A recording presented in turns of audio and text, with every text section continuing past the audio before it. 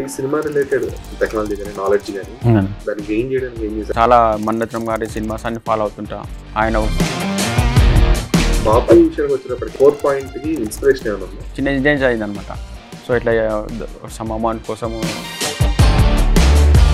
బాపు సినిమాలో ఆ ఫాదర్ ఎమోషన్ని ఎంతవరకు ఎక్స్ప్లోర్ చేస్తున్నారు? అంటే death is the ultimate sacrifice అండి. మనం ఎవరైనా కానీ ఒకసారి ఆలోచన చేయను. ఆయన నేను చచ్చిపోతారా పక్కా. దేవుడు ఆయన రూపంలో మనకు సాయం చేస్తుండు అనుకుందాం. ఈ తరహా సినిమాలకి షాక్ వాల్యూ అనేది చాలా ఇంపార్టెంట్. సో బాపు సినిమాలో షాక్ వాల్యూ ఏముంది? చాలా షాక్ వాల్యూస్ ఉన్నాయి యాక్చువల్లీ. మీరు first of all audience theatre రావడం అనేది ఒక పెద్ద టాస్క్. ఎలా ట్యాకిల్ చేస్తున్నారు అసలు? పెద్ద రిలీజ్ కేటాయించుకుంటారు. చిన్న సినిమా ఏముంది లేరా ఓటీటీలో వచ్చేస్తాయి అని అంటారు. ఇక మళ్ళీ మాలాంటి ఇంకే నమస్తే అన్న. నా పెద్ద అన్న. సో ఏంటి డెబ్యూ డైరెక్టర్ కష్టాలు ఏంటి? అంతా బాగానే ఉందా బాపు విషయంలో? ఓకేనా. ఇక డెబ్యూ అంటే అన్న ఇంతకుముందు ఒక ఇండిపెండెంట్ 2 మూవీస్ చేసా ఆల్రెడీ. అంటే ఓన్ ప్రొడక్షన్లో. ఈ థర్డ్ ఫిల్మ్ అంటే బయట ప్రొడక్షన్లో చేయడం అన్న. కొంచెం జిందగానే ఒకటి చేశాను. అది 2016లో రిలీజ్ అయింది. మళ్ళీ 2019లో అగ్లీ అని ఒకటి చేశాను. అగ్లీ అని ఇండిపెండెంట్గా అంటే ఓన్గా చేసుకుంది. సో ఇది ఫుల్ ఫ్లెడ్జ్డ్గా బయట ప్రొడక్షన్లో ఫస్ట్ టైం అన్న. అసలు మీ ఎక్స్పీరియన్స్ ఏంటంటే ముందు ఎక్కడ వర్క్ చేశారు? వర్క్ ఏం లేనా. నేను యాక్చువల్లీ మాస్టర్స్ చేసా బయోటెక్నాలజీలో. తర్వాత మార్కెటింగ్లో ఒక 3.5 years జాబ్ చేశా యాజ్ అ మెడికల్ రిప్రజెంటేటివ్. తర్వాత అవుట్ ఆఫ్ ప్యాషన్ ఓన్గా రిస్క్ చేసి 2 మూవీస్ తీయడం జరిగింది. సో ఆల్మోస్ట్ నేను వచ్చేసి కూడా 14 years అవుతుంది అన్న ఇందులోకి వచ్చేసి. సో ఇప్పుడు 14 years అవుతుంది. అప్పటి నుంచి ఇందులోనే ఉన్నా.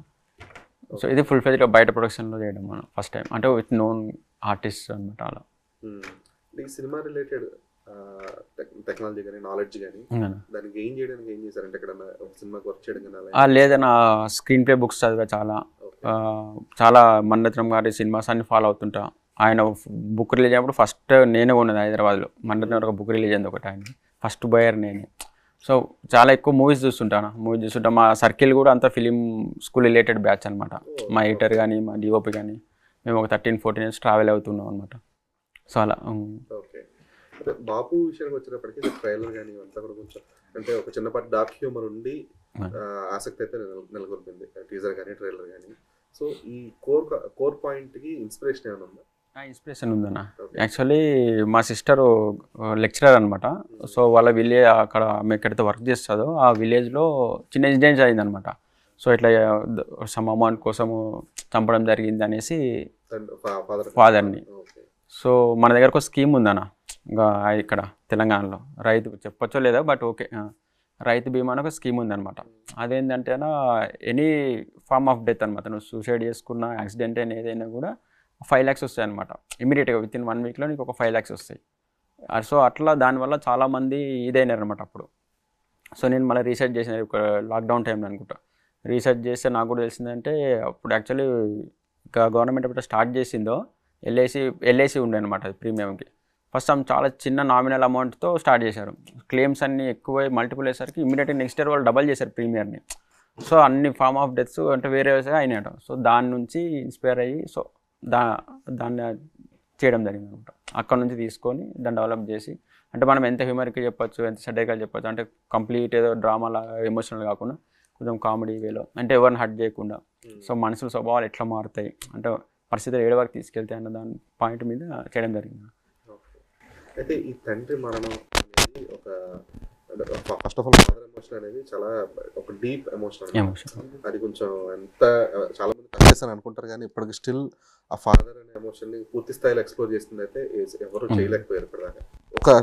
ఒక టిప్ ఆఫ్ ఐస్బర్గ్ మాత్రమే టచ్ చేయగలిగారు. అంటే సన్ ఆఫ్ సత్యమూర్తిలో కానీ లేదంటే వేరే సినిమాలో ఏ సినిమా నాన్నకు ప్రేమతో ఏ సినిమాలో చూసినా సరే ఒక తండ్రి పూర్తి స్థాయి మనోగతాన్ని కానీ లేదంటే ఒక పిల్లల్ని పెంచడంలో అతను పడే ఒక శ్రమని కానీ ఒక పూర్తి స్థాయి సినిమాలో ఎప్పటిదాకా ఎక్కడ కూడా ఎక్స్ప్లోర్ చేయలేదు.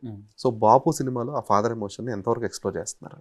ఇందులోనా సార్ చాలానే ఉంటాను. ఎందుకంటే ఎమోషన్ ఎట్లా అంటే ఇప్పుడు సాక్రిఫైస్ ఉంటుంది అనమాట. ఇంట్లో ఒక పిల్లల కోసం ఫాదరు, మళ్ళీ ఆ ఫాదర్ కోసం వాళ్ళ ఫాదర్ సాక్రిఫైస్. సో అనేది టచ్ చేసామన్నమాట. అంటే death is the ultimate sacrifice అండి మనం ఎవరైనా కానీ సార్. సో దాన్ని they are going to do in this film అన్నమాట. సో అయితే ఈ డార్క్ హ్యూమర్కి వచ్చేటప్పటికి ఏంటంటే అంటే చాలా ఒక ప్యాథటిక్ లేదా సాడిస్టిక్ థింగ్ని కూడా హ్యూమర్గా చూపించడం అనేది dark humour first of all. అయితే ఈ విషయంలో అంటే బాపు సినిమా విషయంలో అంటే 2 తరాలు చూపించారు మీరు ఇందులో, తండ్రి కొడుకు మళ్ళీ పిల్లలు, వీళ్ళందరూ కూడా తాత మరణం కోసం వెయిట్ చేయడం అనేది మీరు తీసుకున్న కోర్ పాయింట్.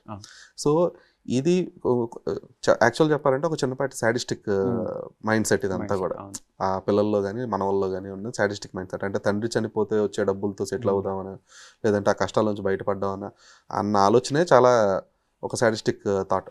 సో ఈ సాడిస్టిక్ థాట్ని డార్క్ హ్యూమర్లో చూపిస్తున్నప్పుడు దాన్ని ఎంతవరకు ఒక బార్డర్ లైన్ క్రాస్ అవ్వకుండా చూపించారు, ఎంతవరకు అది రిలేటబుల్గా ఉంటుంది. అంటే ప్రెసెంట్ సొసైటీ అయితే అలా చాలా జరుగుతున్నాయి.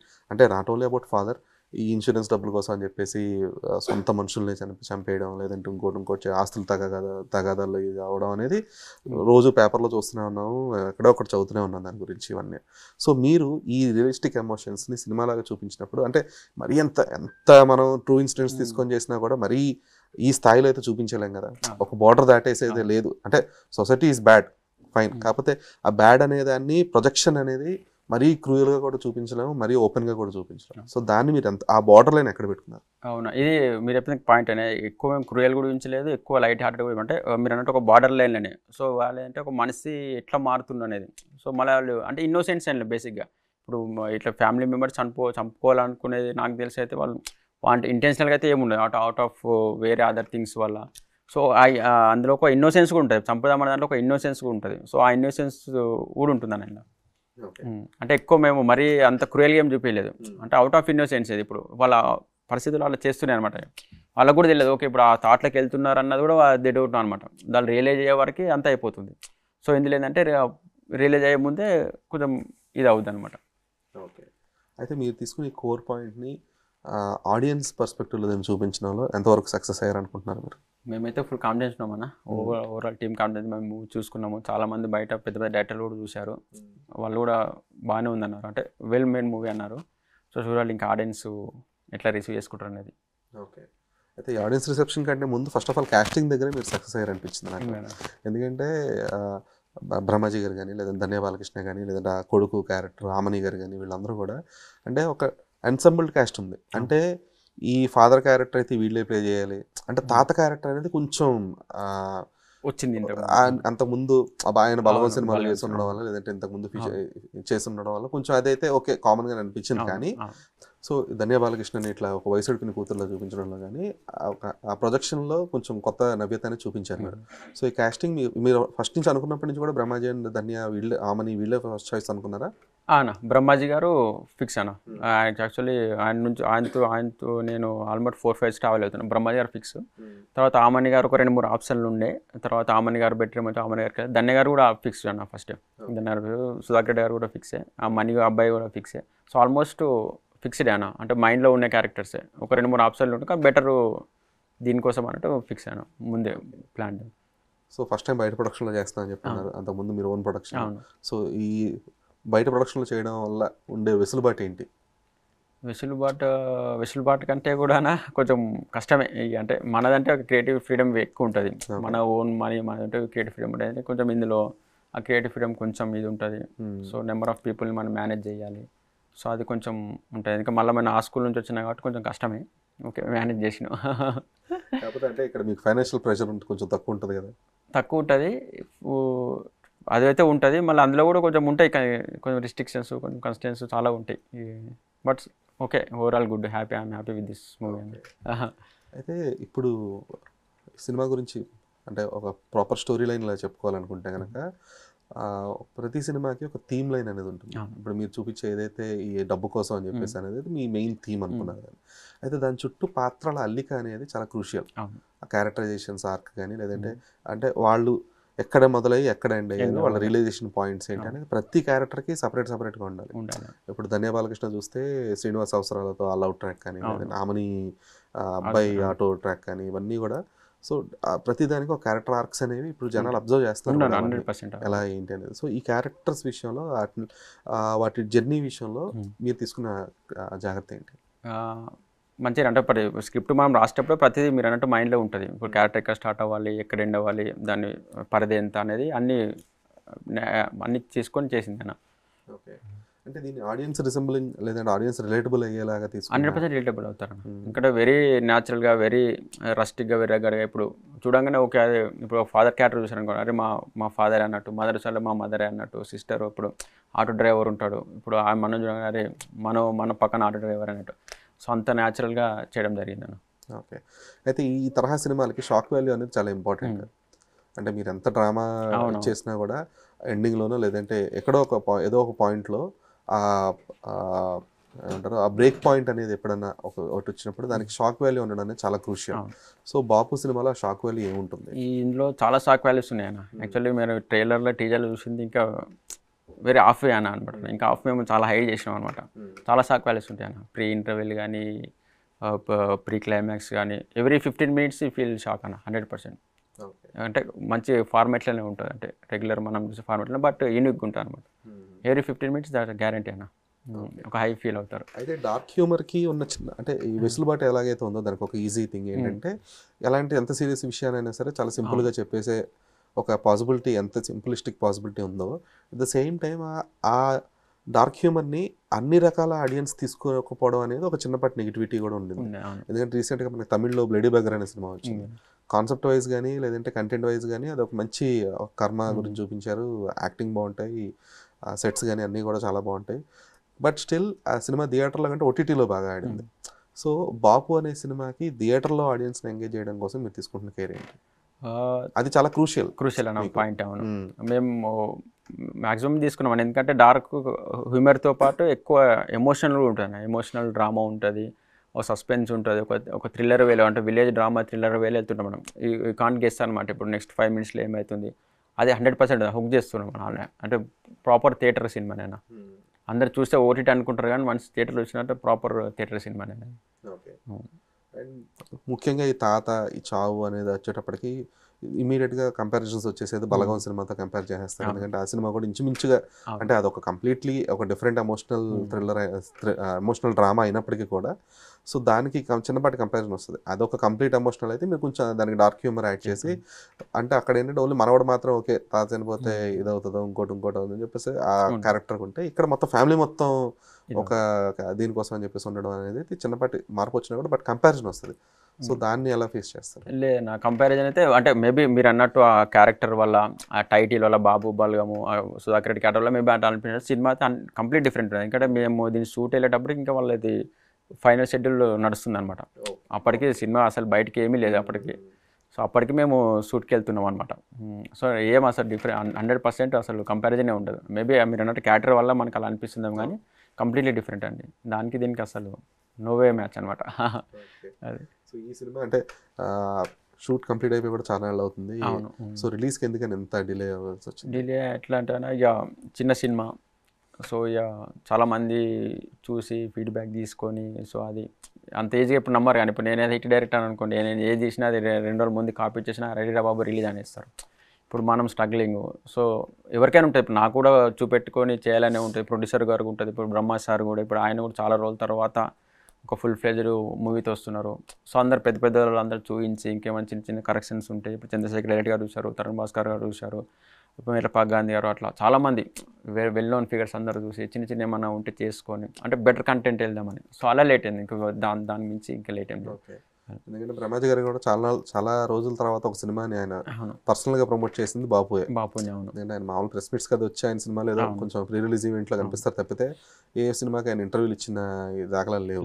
అలాంటిది బాపు సినిమా విషయంలో మాత్రం ఆయన చాలా పర్సనల్గా తీసుకొని నెంబర్ ఆఫ్ ఇంటర్వ్యూస్ ఇవ్వడం కానీ, ఈ సినిమా తన కెరీర్లో ఒక టర్నింగ్ పాయింట్ అని చెప్పడం కానీ ఆయన చాలా స్పెసిఫిక్గా చెప్తున్నారు. సో ఆయనలో ఆ నమ్మకం కలగడానికి కారణం సినిమా కథ ఎంత బాగున్నప్పుడు కూడా బట్ ఈ అవుట్పుట్ చూసిన తర్వాత ఆయన ఏం చెప్పారు? ఫుల్ హ్యాపీ అయినా ఆయన. అందుకే ఇప్పుడు మీరు అన్నట్టు సారు రారు ఎక్కువ, ఏదైనా పెద్ద సినిమాలకు వచ్చిన ఏదో స్టేజ్ మీద మాట్లాడి వెళ్ళిపోతారు. ఇంత personal full feather continue interviews కానీ వేరే పెద్ద పెద్ద వాళ్ళతో లాంచ్లు గించు ఫుల్ హ్యాపీ అన్న. కంటెంట్ ఆయన చాలాసార్లు చూసుకున్నారు, రీసెంట్గా కూడా చూసుకున్నారు. సో 100% కాన్ఫిడెన్స్ అనమాట. సో దానివల్లనే ఆయన ఇంకెక్కువ మోటివేట్ అయ్యి పాజిటివ్గా తీసుకొని ముందుకు తీసుకెళ్తారనమాట. లేకపోతే మీరు అన్నట్టు షూటింగ్ అయిపోతే regular busy artist, character artist, ఆయన టైం అయినా అవసరం లేదు, అది అయిన తర్వాత చేసాము వెళ్ళిపోండి అనొచ్చు. సో ఆయనకు సినిమా మీద నమ్మకం. ఆయన ఫస్ట్ స్టోరీ ఉన్నప్పుడు ఫుల్ ఎగ్జైటెడ్ అనమాట. ఆయన వేరే వాళ్ళ ప్రొడ్యూసర్లకు పంపడం అటు ఇటు చాలా అయినాయి. So is very much confident అన్న. అయితే ఇంకొకటి ఏంటంటే ఇప్పుడు సరే మీరు సినిమాలు ఎంత ఒక సంవత్సరం పాటు సినిమా తీసి ఇంకో 2-3 ఏళ్ల పాటు దాన్ని పోస్ట్ ప్రొడక్షన్ ఇంకొకటనో లేదంటే రిలీజ్ డేట్స్ దొరకనో అని చెప్పేసి హోల్డ్ చేసుకొని ఎంత కష్టపడి థియేటర్ తీసుకొచ్చిన తర్వాత ఆ సినిమాని థియేటర్లో ఒక వారం రోజుల పాటు ఉంచడం అనేది పెద్ద టాస్క్ అయిపోతుంది. లిటరల్లీ ఒక సినిమా వచ్చి కనీసం ఇప్పుడు శుక్రవారం సినిమా రిలీజ్ అయితే సోమవారం దాకా సినిమా థియేటర్లో ఉంటుందా లేదా అనేది ఒక పెద్ద క్వశ్చన్ మార్క్ అయితే చాలామంది ఫిల్మ్ మేకర్స్కి. అందులోనూ మీలా కష్టపడి అంటే ఒక సినిమా మీద ఇంత ప్రాణం పెట్టేసి ఇన్ని సంవత్సరాల పాటు హోల్డ్ చేసి తర్వాత థియేటర్లో తీసుకొచ్చిన టైంలో అది అంటే మల్టిపుల్ రిలీజెస్ వల్ల అవ్వచ్చు, లేదంటే మల్టిపుల్ ఆప్షన్స్ వల్ల అయిపోవచ్చు. ఈ సినిమా థియేటర్కి వచ్చే ఆడియన్స్ అంతసేపు కూర్చోవడం, లేదంటే అసలు first of all audience theatre రావడం అనేది ఒక పెద్ద టాస్క్. సో దీన్ని మీరు ఎలా ట్యాకిల్ చేస్తున్నారు అసలు? ట్యాకిల్ అంటే మీరు అన్నట్టు చిన్న సినిమాలు ఇక ఏంటంటే ఎట్లుంటే మీరు అన్నట్టు థియేటర్ దొరకడమే కష్టము. ఒకవేళ థియేటర్ దొరికిన ఫుట్ఫాల్ అనేది ఇప్పుడు చాలా ఇది అయిపోయింది. మళ్ళీ ఇంకా దానివల్ల కూడా ఏంటంటే ఇప్పుడు అన్ని పెద్ద సినిమా టికెట్ రేట్లు పెంచేసినాయి. ఇప్పుడు సినిమాలకు రావాలంటేనే ప్రాబ్లం అయిపోయింది. మా చిన్న సినిమాలకి ఇంకా ఎక్కువ ప్రాబ్లం అయిపోయింది. ఎందుకంటే వాళ్ళు సడన్ బడ్జెట్ ఏదో పెద్ద రిలీజ్ కేటాయించుకుంటారు, చిన్న సినిమాలు ముందు లేరా ఓటీటీలు వచ్చేస్తాయి అన్నట్టు. ఇక మళ్ళీ మాలాంటి ఇంకే ప్రాబ్లం అయితే ఏదో కష్టపడి మీరంటే మొత్తం ఏదో పెట్టి సినిమా తీసేస్తాము. పబ్లిసిటీకి కోర్టులు కట్ చేసే సిచ్యువేషన్ ఏముండదు. మహా అంటే ఏమన్నంటే ఇలాంటి ఇంటర్వ్యూస్ చిన్న అవుట్డోర్ ఏదో ఒక 80 lakhsలో అయిపోతుంది. కానీ ఇప్పుడు 80 lakhs కూడా అనట్లేదు. ఇంకా బేస్ కంటెంట్ మరీ బాగుండి ఇదైతే తప్ప కష్టమే. ఫస్ట్ ఆఫ్ ఆల్ ఫుట్ఫాల్ ఉంటలేదన్న. బేసిక్ ఏంటంటే అట్లీస్ట్ ఒక 100 people సినిమా చూస్తే అందులో ఒక 20% కన్నా నచ్చితే కూడా అది బయటికి వెళ్ళి కొంచెం టాక్ స్ప్రెడ్ అయ్యి ఇదేసరికి టైం పట్టుద్ది. ఇప్పుడు అంత టైం కూడా లేదు. ఇప్పుడు ఈరోజు హాలిడేదా ఫ్రైడే సాటర్డే ఈవినింగ్ షోలో ఉండట్లేదు. ఎందుకంటే దానికి కరెంట్ బిల్ వేస్ట్ కదా. వీళ్ళు బిజినెస్ అయిపోయింది, జనాలు తెచ్చుకోవడమే భారం అయిపోయింది. ఎందుకంటే కంటెంట్ జడ్జిమెంట్కి ముందే వాసౌట్ అయిపోతుంది. అంటే అది బాగుందా లేదా లోపలికి వెళ్ళి చూసేలోపే వెళ్ళిపోతుంది. సో అది బేసిక్గా మేకర్స్ మిస్టేక్ కూడా. ఇప్పుడు తీయడంతో పాటు దాని ప్రమోషన్ కూడా ఇంపార్టెంటే. కానీ అక్కడ చాలామంది నాకు ఎప్పటి నుంచో పెద్ద పెద్దలు చెప్తున్నారు కానీ ఎవరు పెద్ద కాన్సన్ట్రేట్ చేయట్లేరు. అదే ఇప్పుడు మేకింగ్ ఎంత దానికి డబల్ పెట్టాలి యాక్చువల్లీ. ఇప్పుడు తండ్రి లాంటి సినిమాలు చూసుకుంటే వాళ్ళకి అవసరం లేదు, గేమ్ చేంజర్ వాళ్ళు ఎంతెంత యూజ్ క్యాన్వాస్లు వేస్తుంటే దే నో మార్కెటింగ్. మాలాంటి వాళ్ళకి ఏంటంటే వాళ్ళు రియలైజ్ అయ్యేలోపు వాసౌట్ అయిపోతారు, అంతే, ఏముండదు ఇక. సినిమా రిలీజ్ తర్వాత ప్రమోట్ చేయడం కూడా చాలా ఇంపార్టెంట్. రీసెంట్గా ఇప్పుడు సంక్రాంతికి వస్తున్నాం కానీ తండేలు కానీ రిలీజ్ తర్వాత ఇంకా ప్రమోషన్ డోస్ పెంచారు. ఎందుకంటే జనాలు థియేటర్లో ఒక లాక్ రావాలని చెప్పేసి ఒక జయంతో. సో అది చిన్న సినిమా అంటే మీకు కమర్షియల్గా వైబిలిటీ అనేది కొంచెం చిన్నపాటి తక్కువ ఉంటుంది. ఆబ్వియస్గా సంక్రాంతికి వస్తున్నంత బడ్జెట్ మీకు ఉండకపోవచ్చు. కానీ ఆ ప్రమోషన్స్ అనేవి ఓన్లీ డబ్బుతో కాకుండా ఇంకా చాలా రకాలు ఉంటాయి. సోషల్ మీడియా కానీ ఇవన్నీ యూటిలైజ్ చేసుకొని అంటే యూటిలైజ్ ఎందుకు చేసుకోలేకపోతున్నారు ఆ ప్లాట్ఫామ్స్ని? అదేంటంటే మీరు అన్నట్టు ఇప్పుడు రిలీజ్ డేట్లు ఎప్పుడు లాక్ అయితే తెలియదు అన్న. ఇప్పుడు మన చేతులు ఉండదు. ఇప్పుడు సడన్గా ఎవరు డిస్ట్రిబ్యూటర్ చూస్తారు, అరే బాబు నెక్స్ట్ వీక్ ఫ్రీ చేసుకో అంటాడు. ఇప్పుడు ఆ వీక్లో వాళ్ళు ఏం చేయగలుగుతారు అన్నది కూడా ఉంటుంది. ఇప్పుడు 20 days తర్వాత ఇమీడియట్ వేసుకుంటారు. లేకపోతే నేను 21st వేసుకున్న డేటు సడన్గా ఏదో వస్తుంది, అరే బాబు నెక్స్ట్ వీక్ వెళ్ళిపో అంటారు. ఇప్పుడు ఆల్రెడీ వీళ్ళంతా నలిగి ఉంటారు. ఇక ఆ నలుగులో ఇలా అటు ఇటు అయ్యేసరికి చేంజ్లో ఏరా బాబు కొట్టేసి ఏదైతే ఏంది అనుకుంటారు. మేజర్ ఏదైనా ఫోకస్ షిఫ్ట్ అయిపోద్ది. ఇప్పుడు నీకు కంటెంట్ అదంతా వెళ్ళిపోయి ప్రమోషన్ అంతా వెళ్ళిపోయి ఏదో ఒకటి బాబు ఫస్ట్ రిలీజ్ అవ్వంట బాబు దరిద్రం వెళ్ళిపోద్ది అన్న సిచ్యువేషన్కి లాగ్ అయిపోతారు అన్నమాట. ఓకే. అయితే ఇండస్ట్రీలో ఈ చిన్న సినిమాలకు వచ్చినప్పటికీ అంటే మీరనే కాదు చాలామంది ఫిల్మ్ మేకర్స్ ఇచ్చే కంప్లైంట్ ఏంటంటే ఇండస్ట్రీ నుంచి సరైన సపోర్ట్ ఉండదు. లైక్ ఫిల్మ్ ఛాంబర్ నుంచి కానీ లేదంటే ప్రొడ్యూసర్ కౌన్సిల్ నుంచి కానీ. ఎందుకంటే చాలామంది అడిగేది ఏంటంటే ఇప్పుడు ఒక పెద్ద సినిమా రిలీజ్ అవుతున్నప్పుడు ఎలాగైతే మీరు అందరూ మాట్లాడుకొని అంటే ఇప్పుడు ఫర్ ఎగ్జాంపుల్ ఒక Ram Charan cinema, NTR cinema release అవుతున్నాయంటే, ప్రభాస్ సినిమా రిలీజ్ అవుతున్నాయంటే ఆబ్వియస్గా మాట్లాడుకొని లేదు ఇన్ని నెంబర్ ఆఫ్ థియేటర్స్ మీరు రిలీజ్ చేయండి, ఒక డే అటు ఇటుగా చేద్దాం అని చెప్పేసి ఒక ఒప్పందానికి వచ్చి అందరికీ సమన్యాయం జరిగింది. సంక్రాంతికి అదే జరిగింది కదా. Ram Charan cinema, Venkatesh cinema, Balakrishna cinema వస్తే అన్నిటికీ సమానంగా థియేటర్లు ఇచ్చేలాగా చూసుకొని రిలీజ్ డేట్స్ కొంచెం మేనేజ్ చేసుకొని వచ్చారు. సో చిన్న సినిమాల విషయానికి వచ్చేటప్పుడు మీకు అన్ని నెంబర్ ఆఫ్ థియేటర్స్ అవసరం లేదు. అంటే ఇప్పుడు బాపు అనే సినిమాకి ఆబ్వియస్గా 500 థియేటర్లు అవసరం లేదు, 100 ఇచ్చినా. సో ఆ డిస్ట్రిబ్యూషన్, ఆ థియేటర్స్ డిస్ట్రిబ్యూషన్ అనేది చిన్న సినిమాల విషయంలో ఎందుకని జరగట్లేదు ప్రాపర్గా? ఎందుకంటే థియేటర్స్ అనేవి ఆల్మోస్ట్ ఒక 2-3 గ్రూపుల చేతిలోనే ఉన్నాయి. అంటే అది వాళ్ళు హోల్డ్ చేస్తారని కాదు, బట్ కంట్రోల్ అయితే ఉంది కదా. అయితే ఈ చిన్న సినిమా అంటే ఇప్పుడు సంవత్సరానికి ఒక 10 పెద్ద సినిమాలు వస్తే 200 చిన్న సినిమాలు వస్తాయి. మోస్ట్లీ బిజినెస్ జరిగేది కానీ లేదంటే టర్న్ ఓవర్స్ అన్ని జరిగేవన్నీ కూడా చిన్న సినిమా. అది 50 లక్షలు జరుగుద్దా, ₹1 జరుగుద్దా, మూమెంటం అయితే ఉంటుంది. సో అంటే ఈ మీ ఫిల్మ్ అంటే మీరు ఒక్కళ్ళు తీసుకునే డెసిషన్ కాదు ఇది. కాకపోతే ఈ చిన్న సినిమాల ప్రొడ్యూసర్స్ కానీ ఫిల్మ్ మేకర్స్ కానీ అందరూ కలిసిగట్టుగా కూర్చొని ఒక ఇప్పుడు సురేష్ బాబు గారితోనో దిల్ రాజు గారితో ఈ ఏదైతే ప్రొడ్యూసర్ కౌన్సిల్ అని ఉందో వాళ్ళతో డిస్కస్ చేసి ఇప్పుడు సింగపూర్లో ఒక సినిమా రిలీజ్ పద్ధతి ఉంది. చిన్న సినిమాలు అయితే బుధవారం రిలీజ్ అవుతాయి. సో బుధవారం నుంచి వీకెండ్ వాళ్ళకి, అంటే బుధవారం చూసి వర్డ్ ఆఫ్ మౌత్ వచ్చి సో ఫ్రైడే థియేటర్ రిలీజ్ అయ్యేలాగా సింగపూర్ సైడ్ ఒక ప్రాసెస్ ఉంది. సో మీడియం బడ్జెట్ అండ్ లో బడ్జెట్ మూవీస్ అన్నీ కూడా ఆ టైంలో రిలీజ్. పెద్ద బడ్జెట్ కొంచెం హై అంటే మోర్ దెన్ ఒక 30 crores 40 crores ఫిల్మ్స్ అన్నీ కూడా మామూలు ఫ్రైడే సాటర్డే రిలీజెస్ ఉంటాయి. సో ఆ టైప్ ఆఫ్ పద్ధతిని మన తెలుగు సినిమా ఇండస్ట్రీలో అవలంబించడానికి ఎంతవరకు పాసిబిలిటీ ఉంది, అది చేయడానికి అసలు చేసే ఆలోచన ఉందా లేదా? నాకు తెలిసి అయితే 0 పాసిబిలిటీ అన్న. ఎందుకంటే ఇప్పుడు అంత కమర్షియల్ అయిపోయింది. ఇప్పుడు ఉన్నది కూడా ప్రొడ్యూసర్స్ కూడా చాలా తక్కువనే. ఇప్పుడు regular producers, regular distributors, so వాళ్ళ సినిమాలు వాళ్ళదే ఎక్కువ ఉన్నాయి. సో మళ్ళీ చిన్న సినిమాలు కంటెంట్ కూడా మ్యాటర్స్ అన్న. ఇప్పుడు కంటెంట్తో పాటు దాన్ని ప్రమోషన్ చేసుకోవాలి, అక్కడ రీచ్ అవ్వగలాలి ఫస్ట్. సో అది కూడా మన దగ్గర అయితే హైలీ ఇంపాసిబుల్ ఇక. ఎందుకంటే ఎప్పటి నుంచో పెద్దలు కూడా అంటున్నారు మనం చేయాలి, చిన్న సినిమాలకి చేయాలనే లోపు కొన్ని రోజులు చిన్న సినిమా ఏముండదు అన్న. ఇంకా ఇప్పుడు అంత చిన్న సినిమాలు తీసినప్పుడు పెద్ద సినిమాలు తీస్తున్నారు. అంటే బడ్జెట్ వైజ్ అంతా అంటే ఇది ఏంటంటే ఒక ఇదైపోయింది, ఇక ఒక మసాలా అయిపోయింది అంతా. అంటే కంటెంట్ అంతా సెకండరీ అయిపోయింది. ఇప్పుడు స్టార్ క్యాస్ట్ ఎంత పూల్ చేస్తున్నాము, ఎంత బడ్జెట్ పూల్ చేస్తున్నాము, ఎన్ని థియేటర్స్ ఏంది, అంత వేరే గేమ్ మారిపోయింది. ప్యూర్లీ కమర్షియల్ అయిపోయింది. ఇంతకుముందు కొంచెం ఆర్ట్ మిక్స్ ఏదో కమర్షియల్ ఆర్ట్ బ్యాలెన్స్ ఉంది. ఇప్పుడు అదేం లేదు. ఆర్ట్ దొబ్బేరా బాబు టెస్కో ఎన్కేసుకోపో అంటారు, కావాలంటే హోటల్ తీసుకోపో అంటారు. అయిపోయిందండి ఇక. అంటే కంటెంట్ సినిమా తగ్గిపోతుంది బేసిక్గా. కమర్షియల్ హైలీ ఇది అయిపోయింది. ఆడియన్స్ అట్లే కోరుకుంటారు. ఇప్పుడు ఆడియన్స్ కూడా వాళ్ళు హై ఎక్స్పెక్ట్ చేస్తున్నారు అట్లా. ఆడియన్స్ అలాగే అంటే అలా ఏం లేదండి. ఇప్పుడు ఫర్ ఎగ్జాంపుల్ ఇప్పుడు బలగం లాంటి సినిమా ఎందుకు ఆడింది అది ప్రాబ్లం. అంటే ఇప్పుడు అది దానికి అలా అని చెప్పేసి దానికి ఏమి వచ్చిన ప్రమోషన్స్ ఇవే లేవు. దానికి కూడా పోస్ట్ రిలీజే. ఇప్పుడైతే కంటెంట్ తో అదే మెయిన్ కంటెంట్ కంటెంట్ ఎస్టాబ్లిష్మెంట్ ఎప్పుడయ్యి దానికి బాగుందంట సినిమా, ఇది కంపల్సరీ చూడాల్సిన సినిమా అంట అని చెప్పేసి ఒక జనాల్లోకి వెళ్ళింది అంటే చాలా అరుదుగా జరిగే విషయం. ప్రతి సినిమాకి ఇలాగా కంపల్షన్ లాగా ఇన్ నెంబర్ ఆఫ్ థియేటర్స్ అంటే అవకాశం అయితే ఇవ్వాలి కదా కనీసం. ఇంకొకటి మీరు ఏ చిన్న సినిమా సక్సెస్ తీసుకున్నా కూడా ఈ నేమ్ ఏ బ్యానర్, అంటే చిన్న బ్యానర్ వచ్చింది ఏదో కొత్తగా వచ్చింది ఏమి ఉండదండి. చిన్న సినిమా ఏదైనా సక్సెస్ అయింది, అది ఆడుతుందంటే కూడా దాని వెనకాల పెద్దగానే ఉంటుంది. ఇప్పుడు దిల్రాజు గారు కాబట్టి బలగం ఆడింది, ఇప్పుడు దిల్రాజు గారు కాబట్టి ఆడింది. ఇప్పుడు అట్లా ఉంటుంది. ఇప్పుడు మనది ఇప్పుడు ఎంత ఇదైనా కూడా ఆ రీచ్ చేయడం కూడా గ్రేట్. కానీ ఇప్పుడు ఆ మార్కెటింగ్ లెవెల్, ఆ మార్కెటింగ్ స్ట్రాటజీ అంతా పంపు చేయడం కూడా అది కూడా ఆర్టే. అది ఇప్పుడు వాళ్ళు కాబట్టి చేయగలిగారు. అదే వేరే చిన్న డిస్ట్రిబ్యూటర్ అయినా కూడా ఇప్పుడు దాన్ని ఎంత చేసినా అంత రీచ్ అవ్వదు అనమాట. సో డిపెండ్స్ ఆన్ ఒక పెద్ద అయితే ఉండాలి కంటెంట్తో పాటు. At the end of the day మీరు అంటే కంటెంటే మ్యాటర్. మనల్ని అన్ని సినిమాలు ఆదరిస్తారు. ఇప్పుడు ఏదో మలయాళం సినిమా మంజుమల్ బాయ్స్ ఎవడో తెలియదు మనకి, ఆ ప్రేమలో ఎవడో తెలియదు మనకి. అప్పుడు బిచ్చగాడు వచ్చి అదైతే ఎవడో తెలియదు. నాకు తెలిసి అది రూట్ లెవెల్లో కూడా సి సెంటర్స్లో కూడా 50 lakhs 30 lakhs చేసిన సినిమా అది ఉంటుంది, ఎప్పటికి ఉంటుంది. కాకపోతే వెరీ రేర్. ఇంకా అది వెరీ రేర్. ఎప్పుడో అమాస పుణ్యానికి ఒకటి అంటారు చూసినావా, చాలా అనమాట అది. సో ఫైనల్లీ బాపు అనేది మీకు ఎలాంటి ఎక్స్పీరియన్స్ అండ్ ఆడియన్స్కి ఎలాంటి ఎక్స్పీరియన్స్ ఇవ్వబోతుంది? నాకైతే మంచి ఎక్స్పీరియన్స్ అన్న. ఎందుకంటే చాలా ఫస్ట్ టైం నేను పెద్ద పెద్ద ఆర్టిస్టుల్లో పనిచేస్తాను. ఎందుకంటే వాళ్ళు ఎప్పటి నుంచో ఉన్న వాళ్ళు, చాలా నేర్చుకున్నా, చాలా ఇంకా బెటర్ ఎక్స్పీరియన్సే. ఆడియన్స్ కంటే మంచి సినిమా హానెస్ట్గా చేసినాము. మీరైతే బోర్ ఫీల్ అవ్వరు. ఒక్క 1 minute కూడా సినిమాలో బోర్ ఉండదు. ఎవ్రీ 10-15 minutes హాయి ఫీల్ అవుతారు. మంచిగా ఉంటుంది సినిమా, చాలా బాగుంటుంది. ఆనెస్ట్గా, రగ్గడ్గా, రస్టిక్గా చాలా బాగుంటుంది. సో నచ్చుతుందనే కోరుకుంటున్నాము, నచ్చాలి కూడా. అదే రన్ టైం ఎంత అండి సినిమా? 2 hours 10 seconds.